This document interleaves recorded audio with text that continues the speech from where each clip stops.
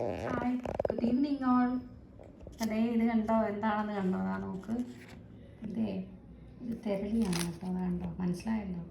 പക്ഷേ ഇന്നൊരു special variety ആയിട്ടാണ് ഞാൻ ചെയ്തത്. ഞാൻ മിക്കവാറും തെരളി ഉണ്ടാക്കുമ്പോൾ തേങ്ങ തേങ്ങ തിരികെയാണ് ഇടാറുള്ളത്. മനസ്സിലായോ? അപ്പോൾ ഞങ്ങൾ ഈ ഇടയ്ക്ക് കഴിഞ്ഞ വീക്ക് ഞങ്ങൾ ട്രിവാൻഡ്രത്ത് പോയി. അപ്പോൾ ട്രിവാൻഡ്രത്ത് നിന്ന് ഒരു കടയിൽ നിന്ന്, ഒരു ചായക്കടയിൽ നിന്ന് വൈകിട്ടായപ്പോൾ ചായയും കിട്ടി, ഈ തെരളി ഉണ്ടായിരുന്നു. അവിടെ കുമ്പിളപ്പം എന്ന് പറയുന്നത് ട്രിവാൻഡ്രത്തൊക്കെ. അങ്ങനെ അത് കഴിച്ചപ്പോൾ നല്ല ടേസ്റ്റ്. അതിൻ്റെ സ്പെഷ്യാലിറ്റി എന്ന് വെച്ച് കഴിഞ്ഞാൽ അവർ തേങ്ങ തിരുമ്മി ഇടാതെ അതിൽ ഈ തേങ്ങ കൊത്തായിട്ടായിരുന്നത്. അപ്പം തേങ്ങ കൊത്ത് അങ്ങനത്തെ ഒരു വെറൈറ്റി കഴിച്ചപ്പോൾ ഒന്നും കൂടെ ടേസ്റ്റ് തോന്നി. ഞാൻ ഉണ്ടാക്കുന്നതിനെക്കാട്ടി നല്ല അടിപൊളി ടേസ്റ്റ് തോന്നി. അപ്പം എൻ്റെ ഹസ്ബൻഡും പറഞ്ഞു, നീ അങ്ങനെ ചെയ്ത് നോക്ക്, കുറച്ചുകൂടെ നല്ല ടേസ്റ്റി ആയിട്ട് കിട്ടുമെന്ന് പറഞ്ഞു.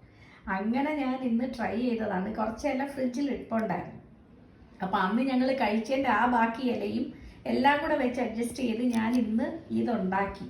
പക്ഷേ നല്ല ടേസ്റ്റ് ഉണ്ട് കേട്ടോ. കഴിച്ചപ്പോൾ നല്ല ടേസ്റ്റ് ഉണ്ട്. ആ തേങ്ങാ കൊത്തൊക്കെ ഇടയ്ക്ക് നല്ല കടിക്കുന്നുണ്ട്. ഇത് ഞാൻ ഗോതമ്പ് മാവിലാണ് ഉണ്ടാക്കിയത്. അപ്പം നല്ല അടിപൊളി ടേസ്റ്റ്. അത് നിങ്ങളുമായിട്ടൊന്ന് ഷെയർ ചെയ്യാമെന്ന് വിചാരിച്ചു. Okay, bye, take care. എല്ലാവരും ഇങ്ങനെ ഒന്ന് ട്രൈ ചെയ്ത് നോക്കുക കേട്ടോ. തേങ്ങ കൊത്തിട്ട് മാവിനകത്ത് മിക്സ് ചെയ്ത് നോക്കുക. Okay, bye, take care.